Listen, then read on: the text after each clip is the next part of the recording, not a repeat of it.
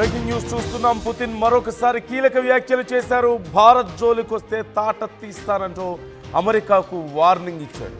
ఇంధన కొనుగోలుపై ఇండియాకు అండగా నిలిచింది రష్యా. అమెరికా మిత్ర దేశాల టారిఫ్ ఒత్తిళ్లకు భారత్ తలొగ్గదు అంటూ పుతిన్ కామెంట్ చేశారు. భారత్తో పెట్టుకుంటే అమెరికా ఆర్థిక వ్యవస్థ నాశనం అవుతుందన్నారు. భారత్ కోసం ఎంతవరకైనా సిద్ధం అంటూ పుతిన్ చేసిన వ్యాఖ్యలు ఇప్పుడు సంచలనంగా మారిన పరిస్థితి కనిపిస్తోంది. సౌత్ సోచిలో పుతిన్ ఒక మీడియా సమావేశంలో ఈ వ్యాఖ్యలు చేశారు. చాలా కీలకమైనటువంటి వ్యాఖ్యలుగా మనం చూడొచ్చు. ఒక్కసారి ఏమేం వ్యాఖ్యలు చేశారు అనేది మనం చూస్తే, ముఖ్యంగా డిసెంబర్లో తాను ఇండియాకు రాబోతున్నానని, అమెరికా కానీ తన మిత్ర దేశాలు ముఖ్యంగా నాటో దేశాల యొక్క ఒత్తిడికి భారత్ తలొగ్గే పరిస్థితి లేదని, తలొగ్గాల్సిన అవసరం లేదు అంటున్నారు.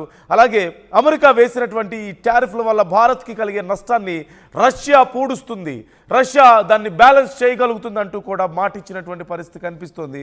And we can see action also. దానికి తగ్గట్లుగా ఇప్పటికే మనకి మరింత తక్కువకి ఆయిల్ని, గ్యాస్ని సప్లై చేస్తున్నటువంటి పరిస్థితి కూడా మనకు కనిపిస్తుంది. అలాగే రష్యాని ఒక పేపర్ టైగర్ అంటూ ట్రంప్ చేసినటువంటి వ్యాఖ్యల పట్ల కూడా పుతిన్ రెస్పాండ్ అయ్యారు. మేము పేపర్ టైగరా అంటే ఒక కాగితపు బొమ్మ పులి లాంటిది రష్యా అంటూ అమెరికా చేసినటువంటి, ముఖ్యంగా ట్రంప్ చేసినటువంటి వ్యాఖ్యల పట్ల పుతిన్ రియాక్ట్ అయ్యారు. మేము పేపర్ పులి ఎలా అవుతాం, ఒక పేపర్ టైగర్ ఎలా అవుతాం? మేము కేవలం ఉక్రెయిన్తో యుద్ధం చేయడం లేదు, పూర్తి నాటోతోనే యుద్ధం చేస్తున్నాం. అది మీరు గమనించాలి.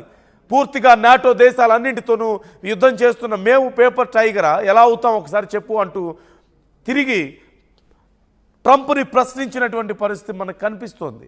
పేపర్ టైగర్ ఎలా అవుతుంది రష్యా? పేపర్ టైగర్ ఎలా అవుతుంది? అమెరికా బెదిరిస్తే బెదిరింపులకు ఎక్కడా బెదరలేదు కదా. అవసరమైతే నీ సంగతి తేలుస్తానంటూ రష్యా స్ట్రాంగ్గా నిలబడింది కదా. ఉక్రెయిన్కి బాంబులు ఇచ్చి, ఉక్రెయిన్కి సప్లై చేసి రష్యా మీద యుద్ధం చేయించే ప్రయత్నం చేసినప్పటికీ ఎక్కడ వెనక్కి తగ్గలేదు కదా. నాటో దేశాలన్నీ ఒకటిగా కలిసి వచ్చినా సరే, 32 దేశాలు ఒకటిగా కలిసి వచ్చినా సరే ఎక్కడ వెనక్కి తగ్గలేదు కదా. పేపర్ టైగర్ ఎలా అవుతుంది Russia? They are the real tigers. ఖచ్చితంగా ఎంతకైనా సిద్ధం అంటున్నాయి. మరోవైపు భారత్కి నిజమైన మిత్రుడిగా కూడా పుతిన్ నిలబడుతున్నారు. కష్టకాలంలో నిలబడేవాడే కదా మిత్రుడంటే. అంతా బాగున్నప్పుడు ఎవరైనా ఉంటారు, కష్టాలు వచ్చినప్పుడు నిజంగా నిలబడి సపోర్ట్ చేయగలిగే వాడే కదా మిత్రుడు అంటే. అమెరికా భారత్ మీద టారిఫ్ల వార్ ప్రకటించి భారత్ నడ్డి విరచాలంటూ ప్రయత్నం చేస్తున్న సందర్భంలో భారత్ విత్స్టాండ్ అవుతోంది, మేము భయపడమంటూ నిలబడుతోంది. అట్ ద సేమ్ టైం మన మిత్రదేశంగా ఉన్నటువంటి రష్యా మనకి మద్దతుగా నిలుస్తోంది. మీరు భయపడాల్సిన అవసరం లేదు, మేము మీకు తోడుగా ఉన్నాం. మీకు అమెరికా వల్ల కానీ నాటో దేశాల వల్ల కానీ నష్టం వస్తే దాన్ని మేము పూడుస్తాం, మేము ఇంకా తక్కువకి మీకు ఆయిల్ ఇస్తాం తీసుకోండి అంటున్నారు. అలాగే మన వ్యవసాయ ఉత్పత్తులు ఇప్పుడు అమెరికాకి మనకి మధ్యలో కొంత సమస్యలు ఎక్కువగా అవుతున్న నేపథ్యంలో, మన మీద టారిఫ్ల నేపథ్యంలో భారత్ నుంచి ఇంపోర్ట్స్ అమెరికాకి తగ్గిపోయాయి, అంటే భారత్ ఎక్స్పోర్ట్స్ తగ్గిపోయాయి అమెరికాకి. ఈ నేపథ్యంలో రష్యా మరిన్ని వ్యవసాయ ఉత్పత్తులను కొనడానికి సిద్ధమవుతోంది. అంటే మనకి నష్టం రాకూడదని చెప్పి నిలబడుతోంది రష్యా. మనకి ఆర్టిఫిషియల్ ఇంటెలిజెన్స్లో ఇరు దేశాల్లో, ముఖ్యంగా భారత్లో ఆర్టిఫిషియల్ ఇంటెలిజెన్స్ డెవలప్మెంట్ కోసం రష్యా సిద్ధమవుతోంది. Russia is ready for an agreement with India to improve artificial intelligence skills in India. Artificial intelligence వ్యవస్థని మెరుగుపరచడానికి మరింత సిద్ధమవుతుంది. So this is what friends can do. This is how friends withstand with each other. ఖచ్చితంగా ఒకరికొకరు ఇలా మద్దతుగా ఉంటారు కదా నిజమైన మిత్రులు అంటే. మరొకసారి రష్యా భారత్కి నిజమైన మిత్రదేశంగా నిరూపించుకోగలిగింది. మన రెండు దేశాలతోనూ మిత్రత్వం ఉంది కొన్ని దశాబ్దాలుగా. ఓవైపు రష్యాతోనూ మరోవైపు అమెరికాతోనూ వ్యాపార సంబంధాలు ఉన్నాయి. అన్ని రకాలుగా ముఖ్యంగా అమెరికాకి మన వల్ల ఎక్కువ లాభం జరిగింది రష్యా కంటే కూడా. అమెరికా డెవలప్మెంట్లో కీలక భాగస్వామ్యం భారతదేశానిదే, సాఫ్ట్వేర్ డెవలప్మెంట్లో కూడా, అలాగే అక్కడ బిజినెస్లో అయినా సరే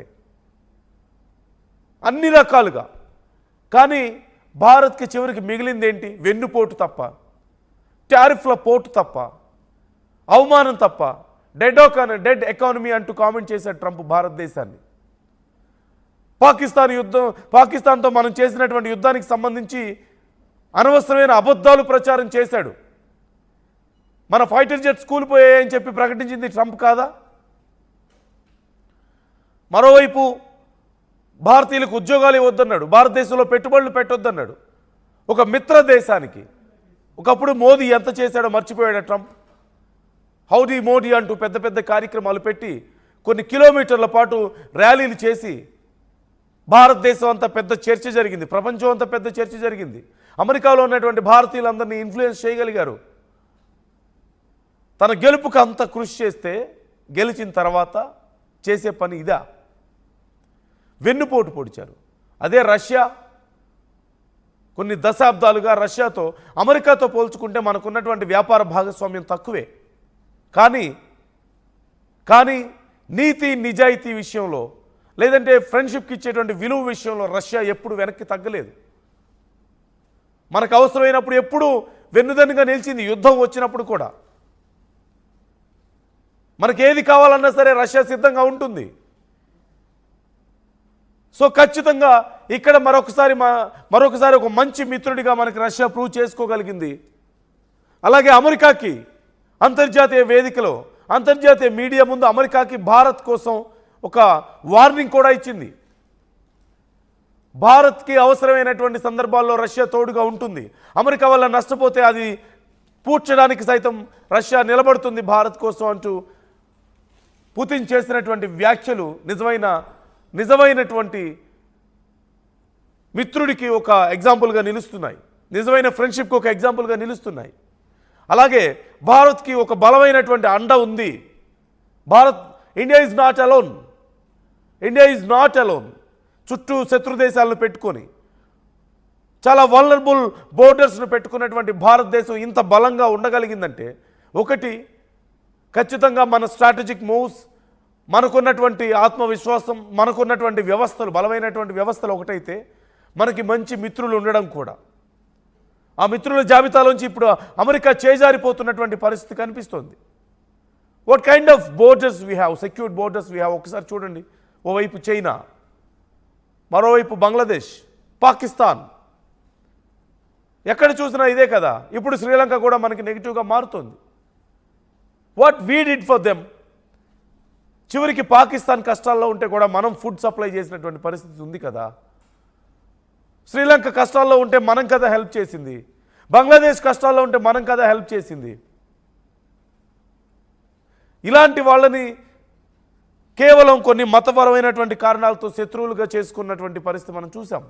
వాళ్ళు మనల్ని శత్రువుగా చేసుకున్నారు, కానీ మనం ఎప్పుడు మంచిగానే ఉన్నాం వాళ్ళతో. సో ఇలాంటి పరిస్థితుల్లో కూడా భారత్ ఇంత స్ట్రాంగ్గా ఉంది. ఇంటర్నల్గా కొన్ని రకాల సమస్యలు సృష్టించడానికి ప్రయత్నించినప్పటికీ కూడా, మతపరమైనటువంటి రకరకాల ఇతర సమస్యలను సృష్టించడానికి ప్రయత్నించిన భారత్ ఉండగలిగిందంటే ఖచ్చితంగా మన శక్తి సామర్థ్యాలు ఆ స్థాయిలో ఉన్నాయి. At the same time we have great friends. Russia is one of the best friend, అందులో డౌట్ లేదు. ఒకప్పుడు అమెరికా కూడా మంచి మిత్ర దేశమే.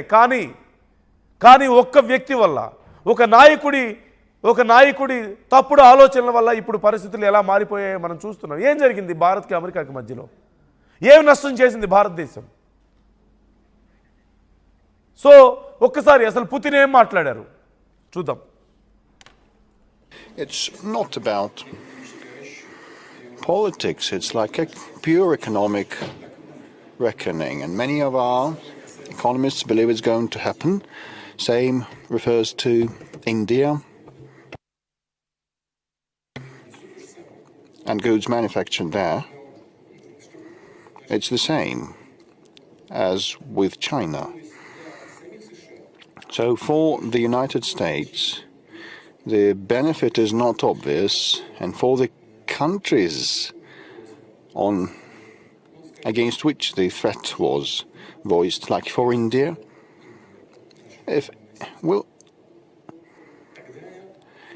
if India stops buying our energy, damage will be inflicted upon them, like to $9 to $10 billion if they decline to buy energy from us. If not, high duties will be imposed on them. And once again, damage will be there. Well, the same amount of damage. And why then decline to buy Russian energy to actually sustain, political risks? And the Indian people will look at what decisions are made by the political leadership and never accept any humiliation before anyone. And also I know Prime Minister Modi, he will never take any steps of the kind. So economy-wise, there is no point in it. With respect to uranium, well, it is actually type of fuel